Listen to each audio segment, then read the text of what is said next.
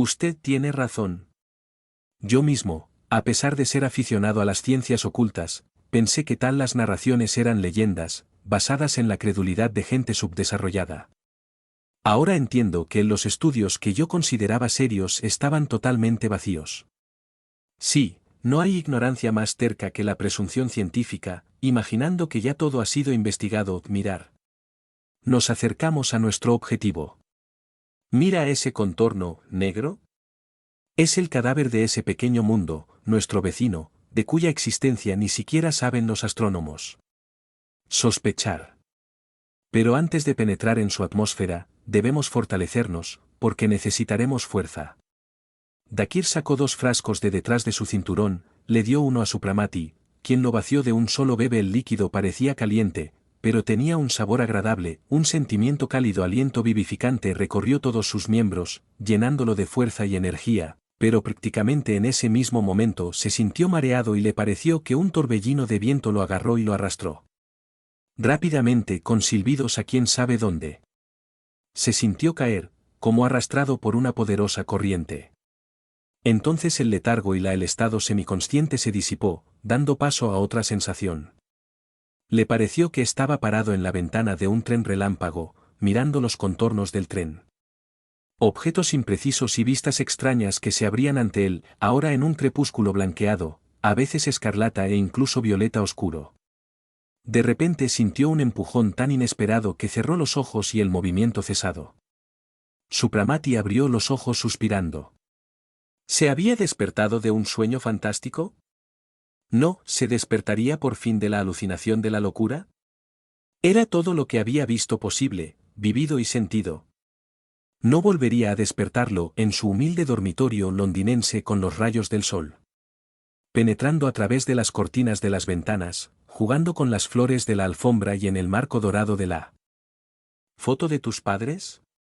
La voz de Dakir disipó su ensoñación. ¿Despertar? Ya estamos allí. Supramati se enderezó y miró con curiosidad a su alrededor.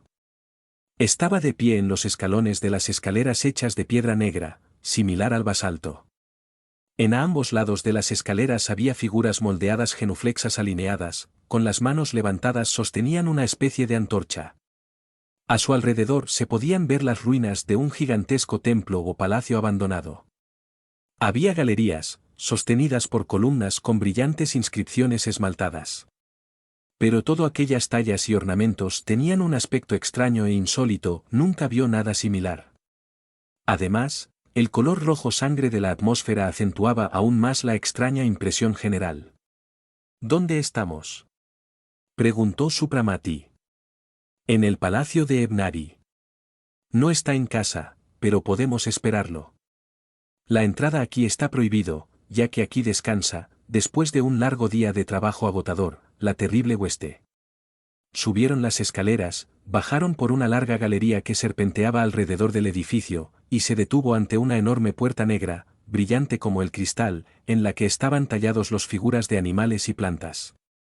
Dakir empujó la puerta, que se abrió de inmediato, y entraron en una habitación inmensa, cuyo techo tenía forma de cúpula. A su alrededor había una serie de columnas bajas, ricamente tallado y pintado en colores brillantes. Entre las columnas había grandes jarrones, en los que llamas violetas, verdes y amarillas ardían. Al fondo de la sala, sobre un estrado de pocos escalones, se alzaba una especie de trono, hecho de roca negra, sobre su espalda descansaban 2 pájaros, semejantes a águilas, extendiendo sus alas sobre el trono en forma de dosel. En el centro de la habitación, sobre un alto pedestal, se alzaba un enorme crucifijo blanco, envuelto en neblina azulada brillante, como un halo. A cierta distancia unos de otros estaban bancos de piedra dispuestos. La puerta lateral daba a otra habitación, igual de grande y lúgubre, pero lujosamente amueblado. La luz púrpura que lo inundaba le daba un aspecto muy siniestro. Desde esta segunda sala, una puerta conducía a la terraza, al pie de la cual, desapareciendo en la distancia, abrió un enorme jardín. El follaje verde oscuro de los enormes árboles era denso, los arbustos cubiertos de flores formaban grupos, a lo lejos, se podía ver un lago con una superficie lisa y brillante, y justo antes de los acantilados de añil, cayó una catarata brillante. Pero el silencio mortal que reinaba alrededor era un marcado contraste con esa visión llena de vida. No se movió ni una hoja, ni el menor ruido se escuchaba del lado de la catarata. Supramati ya abrió la boca para hazle una pregunta a tu amigo, cuando de repente a través de los arbustos en un pequeño césped notó un grupo de figuras humanas y fue, casi corriendo, hacia ellas. Pero con la misma rapidez se detuvo, mirando sorprendido a una mujer joven y bonita, de pie inmóvil a unos pasos de él. Parecía petrificada, en medio del torbellino del baile. El brazo estaba levantado por encima de la cabeza, una pierna estaba suspendida en el aire, la túnica delgada se aferraba al cuerpo debido a la velocidad del movimiento, el cabello suelto revoloteaba con el viento, sin embargo, ella no se movió. Sus ojos estaban muy abiertos y una sonrisa se congeló en sus labios. A unos pasos de la mujer, 12 jóvenes se tomaban de las manos como si fueran a iniciar un baile redondo, pero ellos también estaban inmóviles como el primero. Dakir. ¿Qué significa todo esto? ¿Por qué este silencio de muerte e inmovilidad es tan en la naturaleza como en los bailarines que parecen haberse convertido en estatuas? Usted tiene razón. Todo lo que ves aquí está petrificado. Toca la hoja, el arbusto, el floro en el pelo de esa mujer y verás que todo es tan duro como roca. Convencido de las palabras de su amigo, Supramati dijo resueltamente. Todo aquí es artificial, qué extraña pero perfecta obra de arte. ¿Hemos conseguido dar a estas obras un aspecto tan vivo? Incluso las tonalidades de color destacan por extraordinaria frescura y naturalidad. Sin embargo, todo es piedra, simplemente no puedo entender cuál es el propósito de esta obra artística. Dakir suspiró. Con una mirada triste, examinó el siniestro cuadro que los rodeaba. Todo lo que ves no es una reproducción del arte, sino que representa el resultado de una terrible catástrofe que cayó hace mucho tiempo sobre este infeliz, transformándolo en un cadáver planetario. Una súbita explosión de gases destructivos envenenó la atmósfera a tal punto que personas que vivían aquí, animales y plantas, todo fue asfixiado y cristalizado, manteniendo el aspecto natural de la vida, los movimientos, las poses, las expresiones de ese momento cuando el muerte, convirtiéndolos instantáneamente en estatuas. Aquí, estás en una especie de Pompeya, pero mucho más sorprendente que nuestra Tierra, porque aquí se ha conservado todo, convirtiéndose en piedra.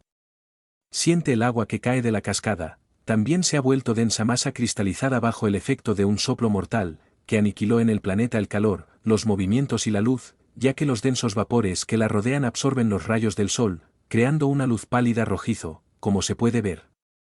¿Qué parecido es este planeta a nuestra Tierra? Está compuesto de los mismos elementos. Es de la misma pieza que creó la nuestra. Planeta, desprendiéndose de la masa cósmica, habitaban las mismas falanges de los espíritus, alternativamente, ambos mundos vecinos. Por lo tanto, no hay nada extraordinario, excepto algunas diferencias insignificantes, que aquí reinan las mismas concepciones del mundo, usos y costumbres. La civilización progresó de manera similar e incluso las ideas religiosas fueron pasado de un planeta a otro. Y luego, como ven, la aniquilación de la vida en este planeta no es. Rompió los eslabones y nuestra Tierra envía aquí a sus rebeldes habitantes fluídicos. Pero nos adelantamos a echar un vistazo al palacio, antigua residencia imperial, más tarde yo lo llevaré a la ciudad, poblada de gusanos. Silencioso por el nerviosismo, Supramati siguió a su mentor, quien aparentemente conocía bien la historia. Topografía local. Pasaron por un callejón bordeado de árboles y macetas, y pronto se encontraron frente a una escalera que conducía a una larga galería al aire libre. La galería estaba llena de la gente. Los sirvientes, con platos, ánforas y canastas de frutas en sus manos, se congelaron en seco. Ansiosa carrera, pero todo producía la impresión de una vivacidad tan deslumbrante que Supramati, al pasar al lado de aquellos sirvientes apresurados, imaginó que había sido empujado por uno de ellos en su camino. Bullicio. Un gran arco, custodiado por 2 centinelas, conducía al salón del banquete, iluminado con luz.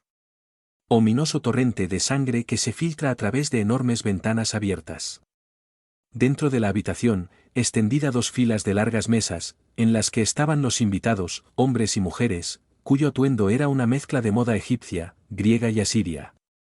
Con mariposas en el estómago, pasaba Supramati por esas mesas, mirando las caras inmóviles, en los que la expresión de ese momento en que la muerte los golpeó se congeló inesperadamente. Al fondo del recinto, sobre una plataforma que dominaba el ambiente, había una pequeña mesa a la en torno al cual solo se sentaban 6 personas. En el centro de la mesa, en una silla de respaldo alto de altura, se alzaba la figura de un hombre joven, de rostro fino y regular, de expresión sombría. Barba. Sobre su cabeza lucía una especie de tiara, que remataba con un pájaro con las alas abiertas. Sus manos y cuello estaban adornados con joyas maravillosas, y en su mano levantada sostenía una copa, a punto de ser llenado por un sirviente de pie detrás del rey. Una orgullosa sonrisa llena de satisfacción iluminó su rostro, y sus labios se abrieron. Sin duda eran señal de que hablaba en el momento en que el aliento de la muerte los cerraba. Para siempre. Con los ojos nublados por la perturbación, Supramati miró fijamente ese salón de banquetes, que se había convertido en un cementerio, y para esa multitud relajada y festiva que ahora no era más que estatuas de piedra, qué terrible memento mori de la fragilidad humana. ¿Vamos?, propuso Dakir, tomando a Supramati del brazo. Aquí solo quedan restos de civilización inesperadamente extinto. En la ciudad verás gusanos, vampiros y todos esos habitantes que anhelan para la vida real, tener que sobrevivir en este mundo cristalizado. Qué horrible es aquí, en medio de este silencio de muerte, en compañía de estos muertos y con esta luz roja. Oh. Las larvas y los vampiros también mueren, pero vamos. Los hermosos guerreros que guarda y protege la mesa imperial y la puerta no podrá impedir nuestra partida. Temblando de terror, Supramati pasaba entre las estatuas armadas que protegían el trono o que estaban alineados en la amplia escalera que conducía desde la habitación contigua a un inmenso patio, atestado de toda clase de carros y literas. Un caballo enjaezado, con las crines y la cola al viento, se encabritó sobre sus cascos a expensas de sujetado por el novio. El maravilloso animal podría servir como un hermoso modelo para un escultor. Bien junto a la escalera estaba aparcada una litera, una mujer joven y hermosa, con un traje rico y lujoso, bajaba de ella y giraba la cabeza, pareció dar una orden al sirviente, parándose respetuosamente frente a ella y escuchando atentamente. ¡Qué espectáculo tan perturbador! No será fácil superarlos todos, señaló Supramati. ¿Qué estarían celebrando? ¿Quiénes eran estos poderosos, ricos y probablemente cubiertos de gloria, que están aquí inmóviles durante siglos entre servidores reverentes, convertidos en piedra por un poderoso y enigmático soplo, llevándose sus vidas, su grandeza? ¿Es el poder? ¡Qué miserable, ignorante y ciego os sentís ante el gran terror de tales catástrofes! Sí, todavía sabemos poco de lo que sucede a nuestro alrededor en la naturaleza y estamos lejos de entender las leyes que nos rigen, concluyó Dakir.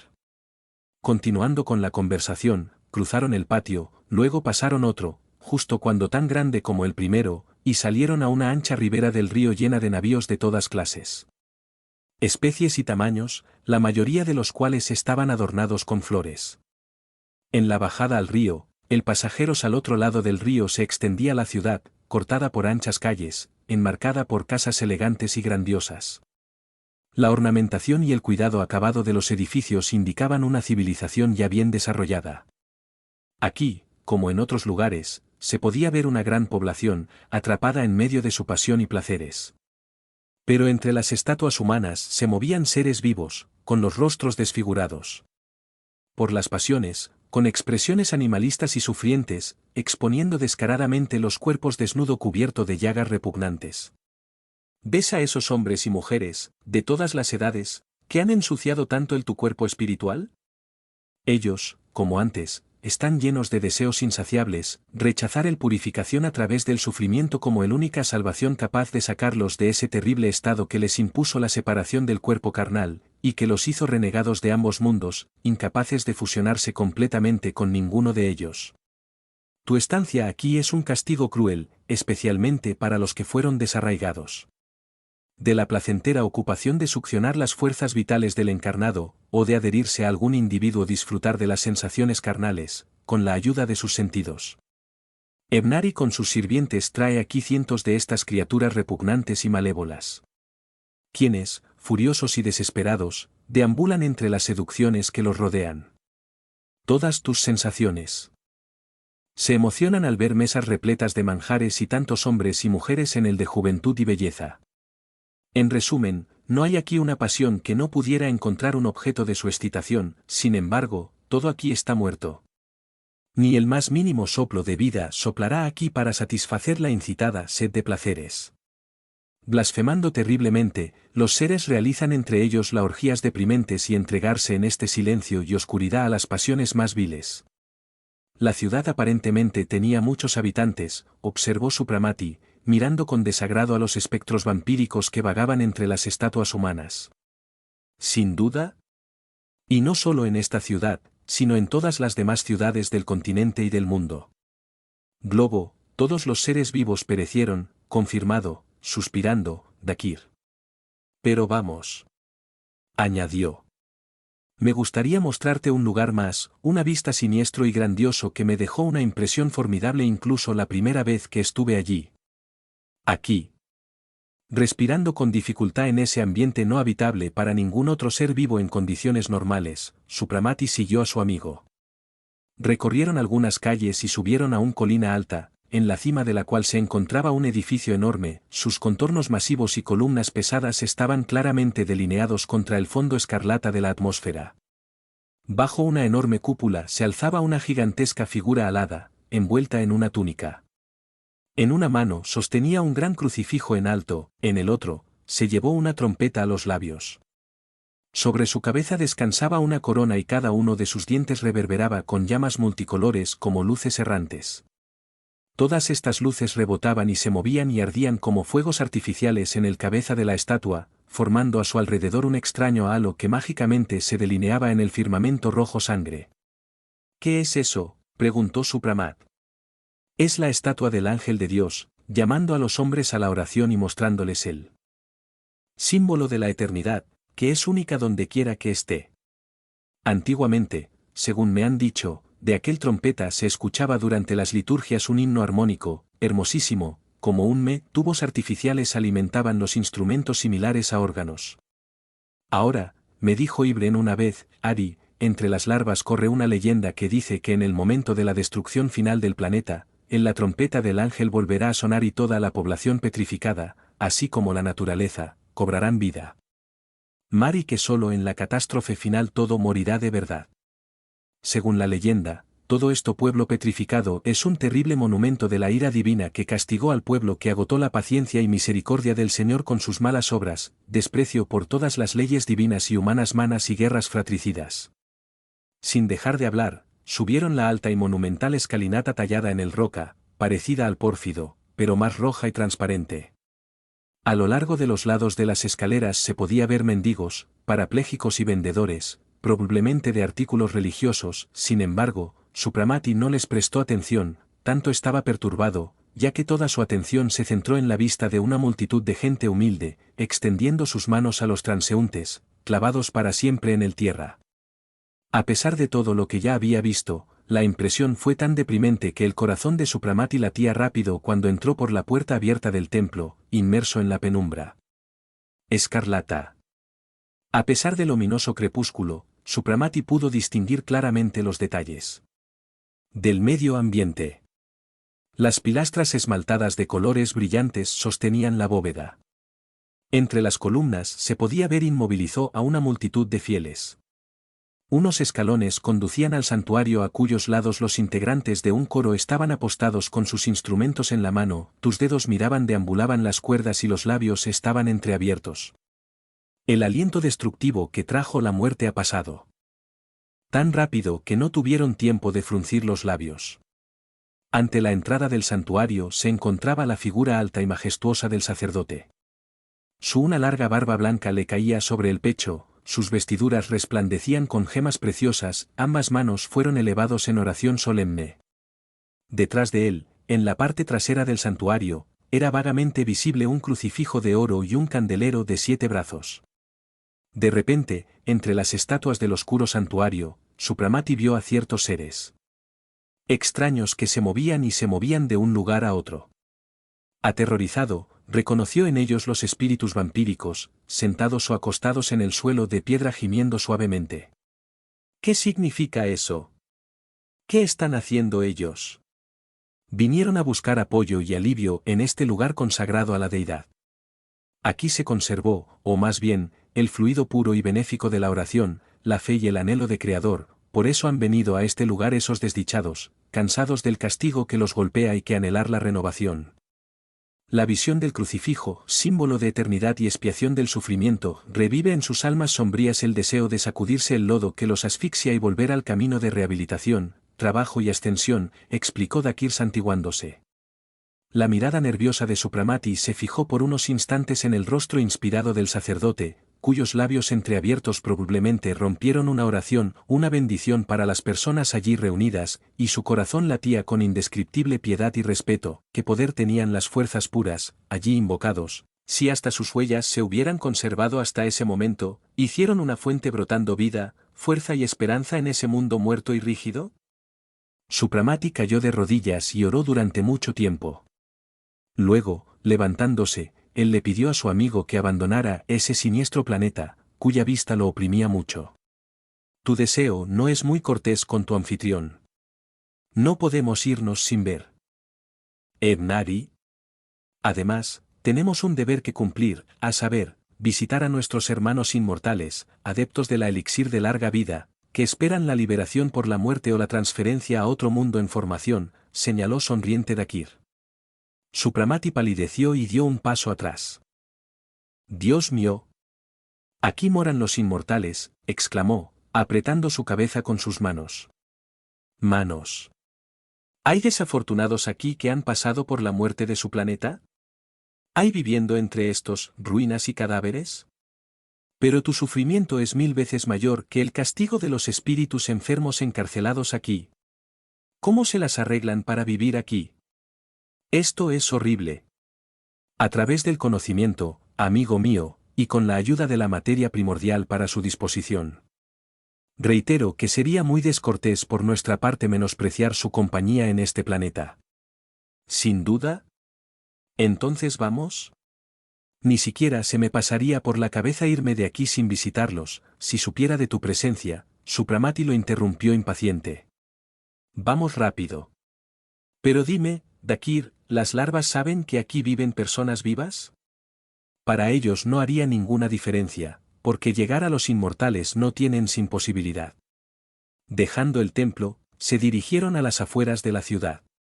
Pasando por un jardín, Supramati tropezó. Al agacharse, vio que allí yacía el cuerpo de un niño de 2 años, en el máximo 3 meses de vida, aparentemente dejada por su madre, ya que a unos pasos se encontraba una mujer desenrollando un traje, a punto de cambiar ese cabello encantador enrollada. Dakir. ¿Puedo llevarme a este niño de aquí como un recuerdo, que colocaría en mi escritorio como pisapapeles? Eso me serviría de prueba de que no había soñado, perdido juicio o fui víctima de una alucinación extraordinaria. ¿Por qué no? Hasta donde yo sé, esto no está prohibido y con gusto prepararé el honorable chico para que puedas llevarlo contigo. Antes que nada, sin embargo, es necesario separarlo de la tierra con una corriente eléctrica y luego aliviarla de peso y densidad. Pero antes de irnos visita a nuestros hermanos de la mesa redonda de la eternidad. Y son numerosos aquí, porque los gusanos y otros espíritus inmundos no puedes alcanzarlos, preguntó Supramat. Porque ya están purificados y el conocimiento les ha dado suficiente poder para guardar una distancia respetable de esas alimañas. En cuanto al número de los inmortales, él es, naturalmente pequeño y no ha aumentado, aunque está compuesto por ambos sexos. Eso sí se debe a que entre ellos no hay nacimientos por aquellas condiciones excepcionales en que se encuentran. De hecho, ni siquiera quieren que eso suceda. Cuando salían de la ciudad, Dakir dibujó un signo cabalístico en el aire con su bastón. Inmediatamente se elevaron en el aire y volaron, aunque pesada y lentamente, hacia el cadena montañosa que sobresale en el horizonte. Allí, una serie de densas nubes blancas parecían haberse reunido. Cuando ellos a medida que se acercaban, la masa nubosa se volvió aún más densa y dejó a Supramati con la impresión de que era un muro que encerraba un valle inmenso. De hecho, el muro es real, aunque fluido, y protege los dominios de la hermandad de los inmortales. Observó a Dakir mientras cruzaban. Por otro lado, se abrió un mundo totalmente diferente. El verde valle estaba enmarcado por acantilados, el aire era puro y en lugar de la antigua iluminación rojo sangre, había una luz pálido pero claro. En una de las elevaciones se levantaba un enorme edificio portentoso, rodeado de espesos paredes. Esta es la fortaleza de nuestros hermanos, dijo Dakir, deteniéndose en la puerta con barrotes. Y dibujó en el aire un signo cabalístico que probablemente representaba alguna palabra en el lenguaje común a todos los iniciados, aunque estuvieran en otro planeta. La puerta se abrió y los viajeros entraron en una galería abovedada, en cuya entrada se encontraron recibido por un anciano muy bien conservado, vigoroso y fuerte. Intercambió saludos con Dakir, estrechó la mano de Supramati y los condujo a una habitación donde unas 12 personas de diferentes edades. Todos eran altos y guapos, con brillantes ojos verdes. Rodearon a los visitantes y, para sorpresa de Supramati, se convenció de que entendí casi todo lo que dijeron. El lenguaje usado por los inmortales se parecía al sánscrito, pero era más elaborado y rico en expresiones. Dakir anunció que había traído a su hermano inmortal que estaba pasando por el primer grado de iniciación. Y que no podía entender cómo podían vivir en un mundo muerto. Te expliqué que sobrevives aquí gracias a tu conocimiento. Si alguno de podrías ser una guía para él, y mostrarle el lugar de tanto interés a mi amigo, yo estaría muy agradecido. Yo me quedaría aquí hablando contigo mientras él iba a comprobar los milagros que pueden ser producidos por el conocimiento incluso en un mundo extinguido. Un joven de mirada triste y soñadora se separó del grupo y se acercó a Supramati. Le dijo sonriendo, ¿no te gustaría ir conmigo, hermano? Estaré encantada de servirte como guía. Supramati, agradecido, aceptó la oferta. Atravesaron unas habitaciones y bajaron al jardín. El guía le mostró a Supramati el campos minuciosamente trabajados que parecían extenderse hasta el borde de las estribaciones que enmarcaba el valle. A lo lejos no se veía nada más que densas nubes que, como un muro, se elevaron hasta el horizonte y desaparecieron en el cielo gris. Allí, la vida reinaba por todas partes. Había árboles, frutas, flores, pájaros cantando entre el follaje, el ganado pastando plácidamente en la hierba, el agua cayendo ruidosamente desde los acantilados. Hacia a lo lejos brillaba la superficie de un gran lago. Todo lo que faltaba era el cielo azul y los rayos vivificantes del sol. Reza ese paisaje apacible y feliz. Examinando todo con la mayor atención, Supramati habló con su guía tratando de adaptarse a su idioma, parcialmente entendido, en este caso, su conocimiento de sánscrito. Pronto pudieron explicarse libremente y Supramati preguntó cómo continuaron salvándose de la catástrofe y dando vida a ese rinconcito de la tierra. Su guía suspiró. Me recuerdas cosas tristes, pero entiendo tu curiosidad y trataré de satisfacerla contándole los hechos presenciados. Antes que nada, debo decirte que la aproximación de la catástrofe nos era conocida. Ante la mirada sorprendida de Supramati, agregó con una sonrisa, seríamos científicos mediocres si no fuéramos capaces de prever el desastre. Pero era imposible evitarlo. Entonces nuestros magos sabían lo que venía. La forma en que la atmósfera se desequilibra siempre conduce a la muerte instantánea y cristalización en toda la superficie del planeta. El calor interno se evapora, como el aire de un fuelle perforado, el globo planetario está envuelto en una capa tan espesa de gases y vapores que los rayos del sol no pueden lograr cruzarlo. Y así, la muerte de nuestro planeta era inevitable, pero nosotros los inmortales no podíamos morir y por eso nos vimos obligados a limpiar nuestro refugio, donde pudimos sobrevivir como en un oasis viviente en medio de este cadáver planetario. Para lograr el objetivo, nos teníamos a nuestra disposición la materia primigenia del elixir de larga vida, como tú lo llamas. Guiados por nuestros magos, regamos las tierras del valle con la esencia viva, rociamos las plantas y mezclarlo con la comida de los animales, en definitiva, creamos un indestructible pero reducida, dentro de cuyos límites podríamos purificar la atmósfera y mantener las condiciones necesarias para la supervivencia. Hecho esto, vivimos aquí una vida muy singular, dedicándonos de lleno a la ciencia y esperando pacientemente el momento de nuestra liberación. Como destino nos condenó no solo a vivir, sino a sobrevivir el planeta donde nacimos. Un temblor involuntario recorrió el cuerpo de Supramati, todo el horror de esta existencia, la vida eterna, a la que él mismo se condenó demasiado tontamente, se apoderó de él con fuerza redoblada. Limpiándose el sudor de la frente con una mano temblorosa, comentó en voz baja: sí, tu destino es terrible. Es aún más terrible presenciar desastres similares y sobrevivir a ellos. Si los recuerdos no son demasiado dolorosos para ti, dime tus sentimientos. En el momento de la perdición y todo lo que sentiste después de que te encontraste en la oscuridad en esta tierra muerta.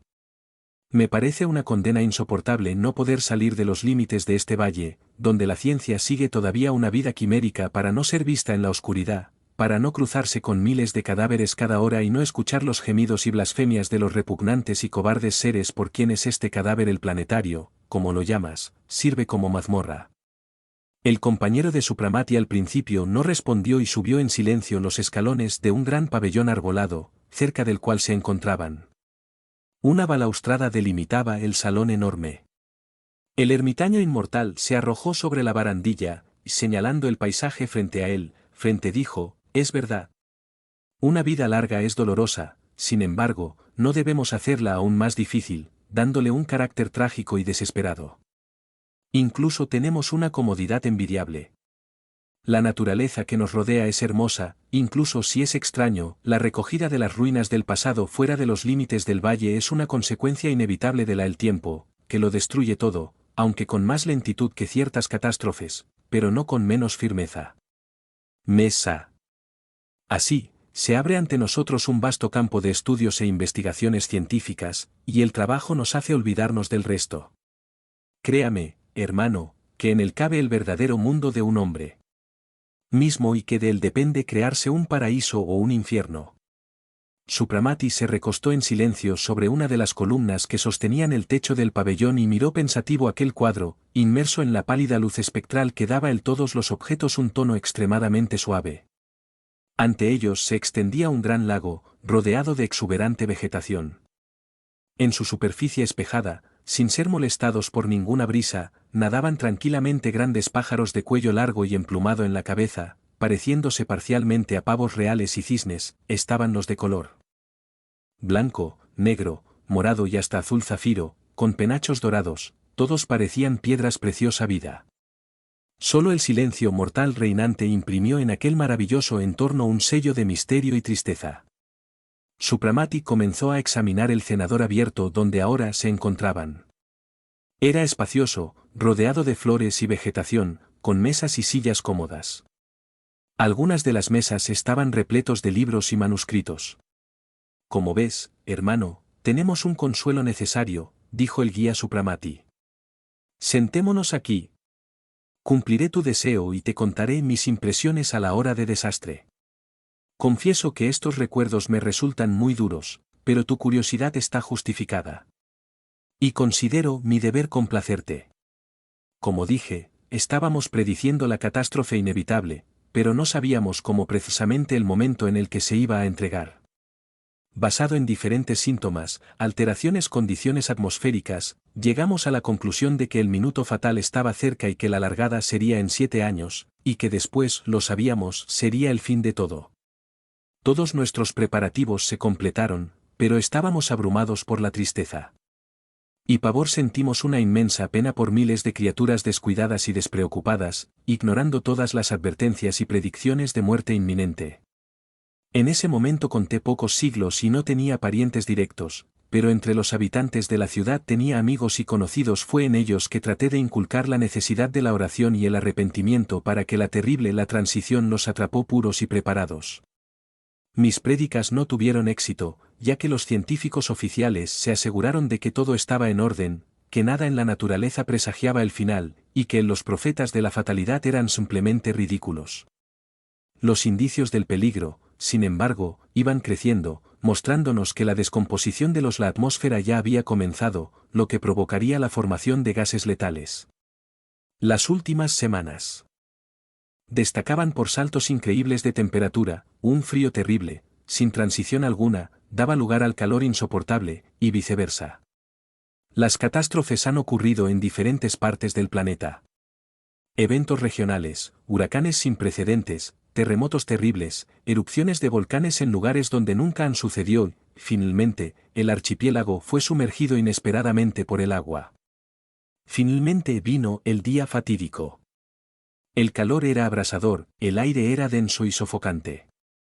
Haciendo caso a la orden del mago superior, reunimos a todos los animales a preservar y les damos el elixir de larga vida, hierbas humeantes humedecidas con la esencia primigenia sobre los trípodes. Sin embargo, no nos dijo que el tiempo del desastre ya había llegado. Atrapado por el dolor, me dirigí al templo. Mi intención era orar y luego visitar a mis amigos, cuyo destino me preocupaba mucho. La ciudad entera estaba de pie y hirviendo de emoción. Debo agregar eso un poco antes ese día había terminado una guerra larga y devastadora, coronada con la victoria de nuestros jóvenes monarca. En la víspera del fatídico día, el rey entró triunfalmente en la ciudad al frente del ejército. La victoria se celebraría durante 3 días consecutivos y las fiestas populares atraían a la ciudad a población circundante. ¿No notaste el campamento donde estaba acuartelado el ejército del otro lado, esperando la revista que se suponía iba a tener lugar justo después del banquete del rey? No. Dakir no me llevó allí. Fue espantoso. 10.000 soldados y 15.000 espectadores se quedaron para siempre en ese campamento. Pero sigamos. Llegué a caballo y pronto me dirigí al templo. Al ver la multitud ruidosa y feliz llenó las calles, mi corazón se hundió, y aún desconocía que la vida de miles de personas duraría tan poco.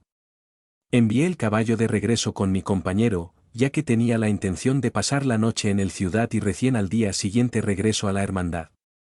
Pasó alrededor de 1 hora. La liturgia estaba llegando a su fin y yo estaba a punto de salir del templo cuando, de repente, sucedió algo extraño. Todo el aire empezó a crepitar, siendo irregular, atravesado por azules, verdes, amarillos, rojos y violetas. Entonces todo pareció incendiarse. Llamas comenzaron a salir de la tierra, paredes, gente, cielo, árboles y todos los objetos, era un mar de fuego. Estaba mareado y asfixiado. Un dolor abrasador recorrió todas mis extremidades, cada nervio de mi ser parecía estar se desgarró y quemó en contacto con las llamas que se desprendieron de mí. Entonces perdí los sentidos. No sé cuánto tiempo estuve inconsciente. Cuando abrí los ojos, la luz del día se había ido reemplazado por el crepúsculo escarlata, que está allí, y que le da a todo ese aspecto lúgubre. Estaba aterrado. En ese minuto olvidé mi inmortalidad y conocimiento. Yo no nada más que un miserable polvo humano, temblando ante la destrucción y consciente de su impotencia ante los elementos embravecidos de la naturaleza. En ese momento no me di cuenta de que todo había terminado y me imaginé que era un prólogo de la catástrofe. Probablemente ahora, pensé entonces, la tierra temblará, uno escuchará estruendo subterráneo, los ríos saldrán de sus cauces y desde el interior de la tierra se liberarán corrientes destructivas de lava, cenizas y gases letales. Un sudor helado cubrió mi cuerpo. Todo lo que te digo ahora pasó por mi mente con la velocidad del relámpago. Pero nada se vino abajo, nada se movió, estaba envuelto en un silencio sepulcral. Fue solo eso silencio, después de toda aquella excitación, que me aterrorizaba. Miré alrededor. En todos lados se veía gente, solo aparcada, como aterrorizada. Me encontré con un hombre más luego, lo tomé de la mano, estaba rígida y fría como una piedra. Retrocedí aterrorizado. Para el segundo una vez la naturaleza humana con sus mediocres debilidades me dejó asombrado. Solo entonces entendí el significado de la revelación que se nos hace, muerte instantánea y cristalización de toda la superficie del planeta. Y así, todo se hizo realidad.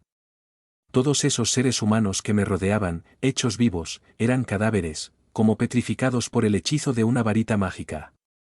Y yo estaba vivo, salí ileso de la terrible catástrofe. Lo que sentí en ese momento es indescriptible. Tenía miedo de mí mismo, miedo de futuro. Como un maníaco, salí corriendo. Si alguien me hubiera visto en ese momento, no lo habría creído. Que yo era un representante inmortal del conocimiento superior. El instinto más que la voluntad me llevó a la casa de mis amigos. En la entrada estaba estática el portero. Como un huracán, pasé junto a él y entré en la sala, donde solía reunirse toda la familia. Familia. De hecho, todos estaban allí. El dueño de la casa, su esposa y su hijo parecían estar conversando cerca del ventana abierta. Los otros miembros de la familia estaban en la mesa, mientras que la hermana menor anciana les sirvió fruta. Llorando mucho, los sentía todos, fijando sus ojos inmóviles que, como la vida, reflejaban pensamientos, serios, alegres o maliciosos, desde el último momento de su vida. Pasé mucho tiempo llorando, orando y reflexionando. Solo después de tener un pariente tranquilidad, emprendí el camino de regreso a la hermandad. En el camino, todo estaba completo y nada cambiaba su apariencia, solo los árboles y sus frutos se convirtió en piedra y las aguas de los arroyos y cascadas se solidificaron.